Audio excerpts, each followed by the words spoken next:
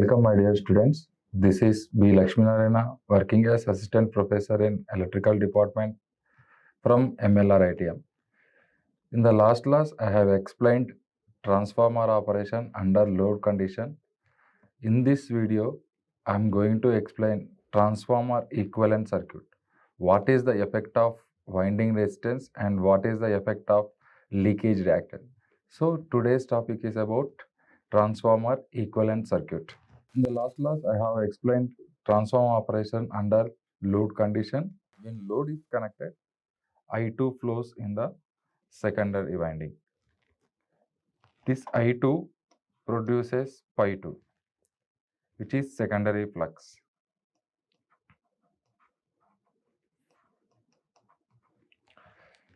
The direction of Pi2 according to Lenz's law is opposite to the main flux, which is flowing in transformer core.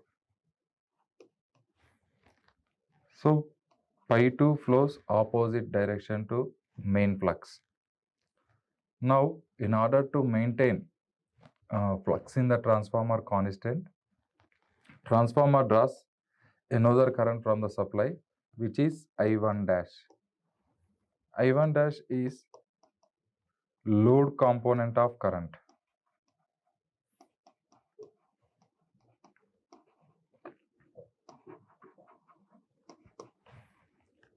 So, in transformer primary winding, there are two currents are flowing. One is I0 and second one is I1 dash. So total current in the primary winding is given by I1 is equal to I0 plus I1 dash, where I0 is no load current in transformer primary winding.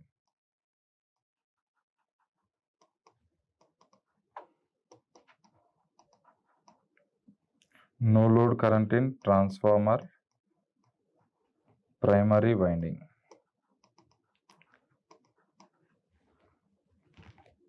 Now, this is the phasor diagram of a transformer under load condition. This is for the case of inductive load. This phasor diagram is for inductive load.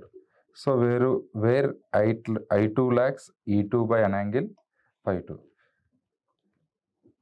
Exact opposite to I2, I2 dash is flowing. So, I1, which is the current in transformer primary winding, which is equal to I0 plus I2 dash. So, this is I1. So, here from the phasor diagram, I can say I1 bar is equal to I0 bar plus I2 dash. And also I0, we know that I0 bar is equal to I mu bar plus IW bar, where I mu bar is magnetizing component of no load current. This is magnetizing component of no load current.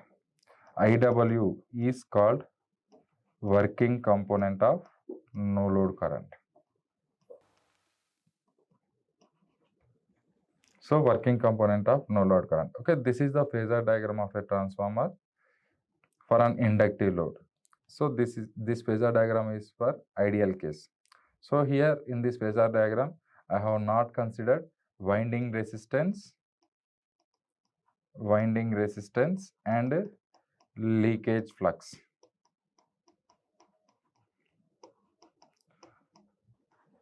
Okay, these two factors I have not considered in this phasor diagram. So now in today's class, I am going to explain transformer operation by considering winding resistance. So winding in the sense it is a conductor. So conductor is not an ideal one. Okay. Conductor, every conductor is having some finite resistance. See, transformer primary winding is nothing but conductor. So this conductor is having some finite resistance. Okay. So that is called R1. So here R1 is the resistance in the primary winding.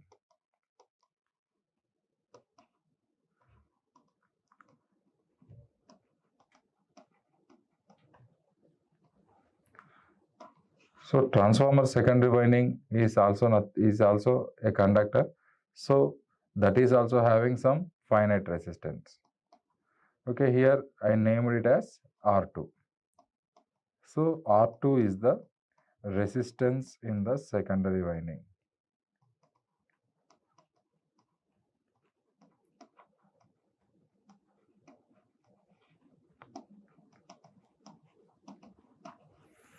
So now I will explain how to shift this transformer winding resistance from one winding to another winding, that is from primary side to secondary side. Let us suppose R1 is the resistance in the primary winding. So what I will do, I can shift this R1 to the secondary side. So R1 is the resistance in the primary winding. I can shift this resistance to the secondary side. Okay, if I shift that resistance to the secondary side, that will become R1 dash. So before shifting any resistance, that is primary winding resistance or secondary winding resistance, one condition should be satisfied, that is copper loss. So here copper losses before shifting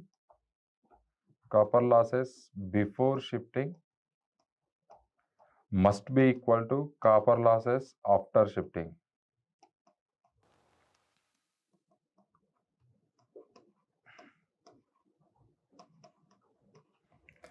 So whenever we want to shift resistance of a winding from one side to another side, this condition must be satisfied. So copper losses before shifting is equal to copper losses after shifting. So I am shifting R1 to the secondary side. It will become R1 dash. Now I want to calculate what is the value of this R1 dash. Here this is the condition. So what is the copper losses before shifting? Copper losses in the sense I square loss.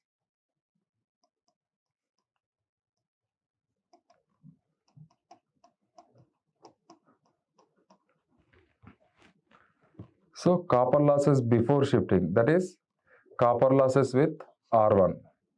Copper losses with R1 are given by I1 square R1. So these are the copper losses before shifting. Now what are the copper losses after shifting? So after shifting, that resistance become R1 dash, and in that resistance, which current will flow? I2 current, that is secondary winding current. So copper losses after shifting is given by I2 square R1 dash. Okay, this condition must be satisfied whenever you want to shift winding resistance. Now from this I can write R1 dash is equal to I1 by I2 whole square into R1. So we know that from that R1 dash can be written as K square into R1. R1 dash is equal to K square into R1. Here what is K? Here it is transformation ratio. K is said to be transformation ratio. So what is transformation ratio? It is a ratio of secondary voltage to primary voltage, that is V2 by V1. In terms of number of turns, it is equal to N2 by N1. In terms of current, it is equal to I1 by I2. So now the value of R1 dash is K square into R1. R1 dash is equal to K square into R1. Similarly, we can shift secondary winding resistance, that is R2 to primary side. So let us suppose R2 is the resistance in secondary winding. Resistance R2 is the resistance in secondary winding. Now I can bring this R2, or I can shift R2 from secondary side to primary side. When it is shifted, let me name that value is R2 dash. So what is R2 dash? Equivalent resistance of secondary when referred to primary.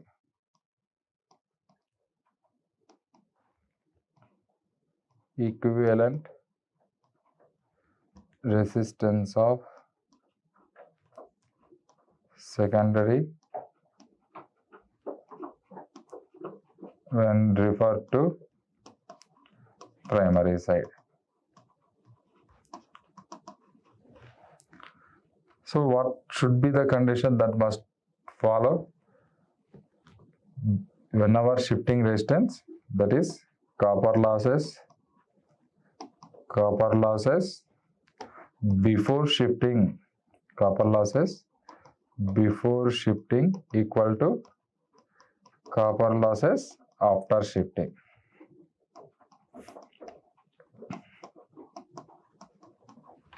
So what are the copper losses before shifting? Before shifting, current flowing through R2 is I2. So copper losses in the sense I square R losses. So copper losses before shifting is equal to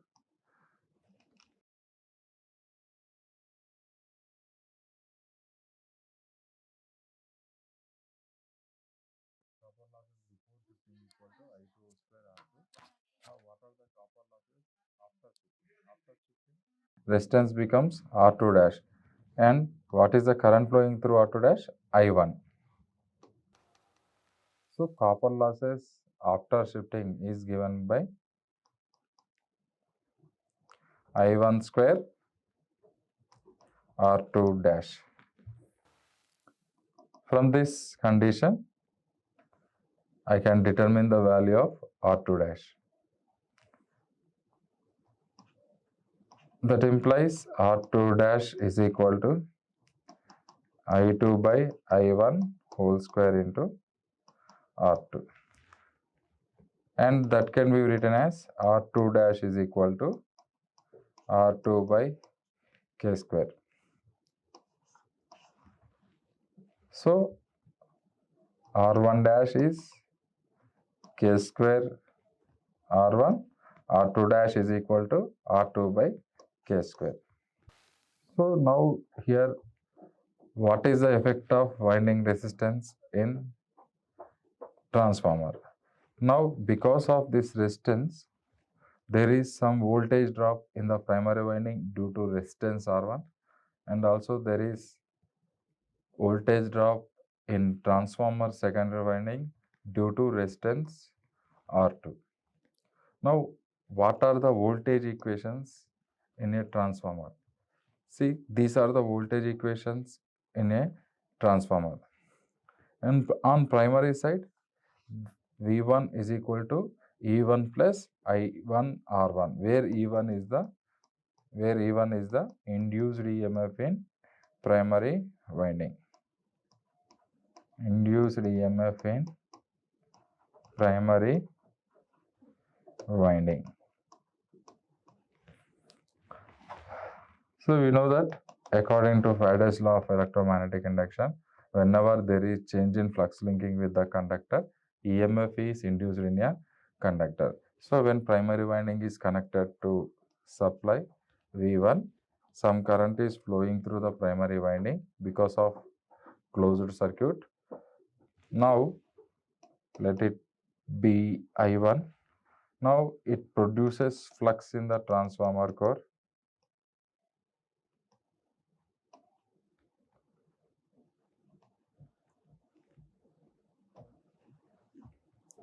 It produces flux in the transformer core phi. So the nature of this flux is alternating flux. Change in magnitude. So because there is change in flux linking with the conductor, EMF is induced. Now if you apply KVL in the primary winding, you will get V1 is equal to E1 plus I1 R1. Now see, the same flux also linking the secondary winding of a transformer. Now here also you will get induced EMF in the secondary winding. Now if you apply the KVL in this loop, you will get E2 is equal to E2 minus I2 R2. Okay, these are the voltage equations in a transformer by considering winding resistance of a transformer. This is the phasor diagram by considering inductive load and considering winding resistance. We know that I1 is equal to I0 plus I1 dash, and we know voltage equation V1 is equal to minus E1 plus I1 R1. So this is the phasor I1 R1 and this is minus E1. So V1 is equal to minus E1 plus I1 R1. Here from this we can write V2 bar is equal to E2 minus I2 R2. Now I am going to explain transformer operation with leakage reactance. So what is leakage reactance? We know that whenever transformer primary winding is connected to supply, some current is flowing through the primary winding because of closed circuit. This current is going to produce flux in the transformer core. See here in this diagram, I have shown this pi is linking both winding, that is primary winding and secondary winding. Now what will happen here? Actually, there is some leakage flux in the primary winding.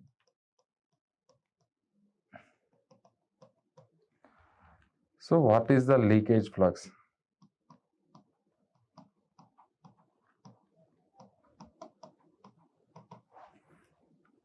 It is the flux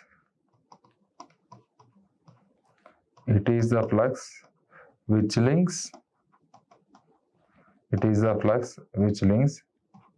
either primary winding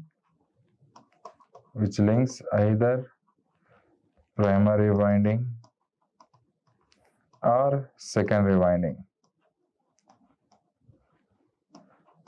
secondary winding but not both windings. Okay, this is called leakage flux. It is the flux which links either primary winding or secondary winding but not both windings. See here, pi is the working flux which is flowing in transformer core. Here it is pi L1. Let me name this flux pi L1. That is, this flux only links primary winding. This pi L1 is not linking with the secondary winding. Similarly, in the secondary winding, some flux which links only primary winding. And this pi L2, let me name this flux as pi L2. This pi L2 will not link the primary winding. So this is pi L2, leakage flux in the secondary winding. Pi L2 is the leakage flux in the secondary winding.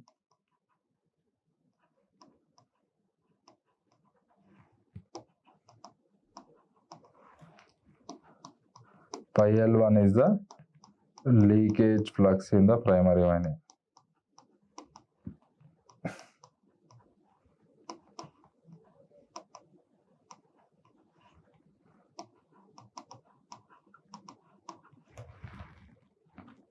Now what is the effect of this leakage flux? See, pi is alternating, so pi L1 is also alternating. So pi L1 is the alternating flux. Pi L1 is the alternating flux in the transformer primary winding. That is leakage flux. It is alternating. So here the magnitude of pi L1 also alternating. That is change in magnitude. So it is cutting the number of turns of the primary winding. What is the results? According to Faraday's law of electromagnetic induction, here also there is induced EMF with this pi L1. Okay, let me name that induced EMF as EL1. What is EL1? Induced EMF due to leakage flux. EL1 is the induced EMF. EMF is the induced EMF due to leakage flux. EL1. EL2 is the similarly pi L2, leakage flux in the secondary winding produces EL2. EL2 is the induced EMF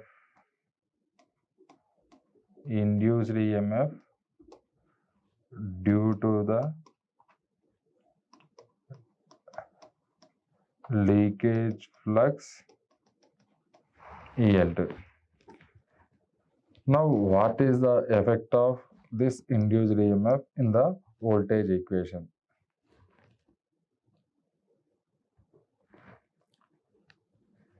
So, there is voltage drop due to these leakage fluxes. So, I am going to show one imaginary element to show this induced EMF. That is this reactive element. That is X1 and X2. Okay, here it is R1, here it is X1. Okay, this fictitious reactor is in the equivalent circuit of a transformer to show that there is induced EMF due to the leakage flux pi L1. Similarly here in the secondary winding also I have shown X2 fictitious reactor in order to show that there is voltage drop due to leakage flux pi L2 in the secondary winding. Now this is the phasor diagram of a transformer for an inductive load by considering winding resistance and leakage reactance. So overall voltage equation V1 is equal to E1 plus I1 R1 plus J I1 X1. That implies V1 bar is equal to E1 bar plus I1 into R1 plus J X1. This is the voltage equation in the primary winding. Similarly, in the secondary winding, voltage equation is given by E2 is equal to V2 bar plus I2 R2 plus J I2 X2 or V2 bar plus I2 into R2 plus J X2. Okay, these are the two voltage equations of a transformer. Okay, so in today's class, I have explained the operation of a transformer with winding resistance and leakage flux. Thank you.